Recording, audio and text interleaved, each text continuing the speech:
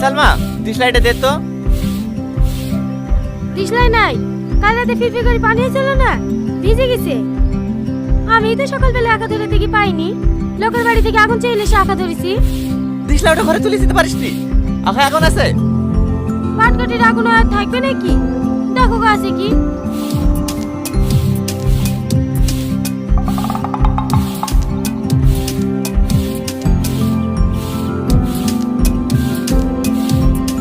শালার বাড়িতে তো কোনো পাওয়া যায় না।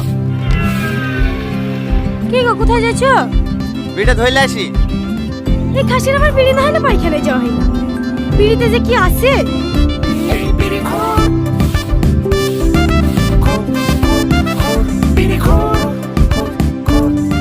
দাঁড়া এত সকাল সকাল ভাবে গেলে কোথায় যাচ্ছি?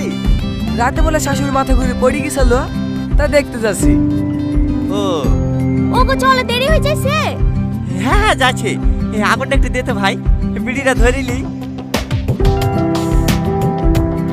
আমি এখন কোথায় পাবো? আজ 2 সপ্তাহ হয়ে গেল বিড়ি খাওয়া ছেড়ে দিচ্ছি যে। কি বলতে বল বকছি, কালকে দেখুন তোকে মাছের বিড়ি খেতে। দে দে আগুনটা দে। এই আর কি পারিস নি, খুব জোরে পেয়েছে, পায়খানে যাবো। কালকে বিড়ি খাইছো? আরে না না, মিথ্যে কথা বলছে।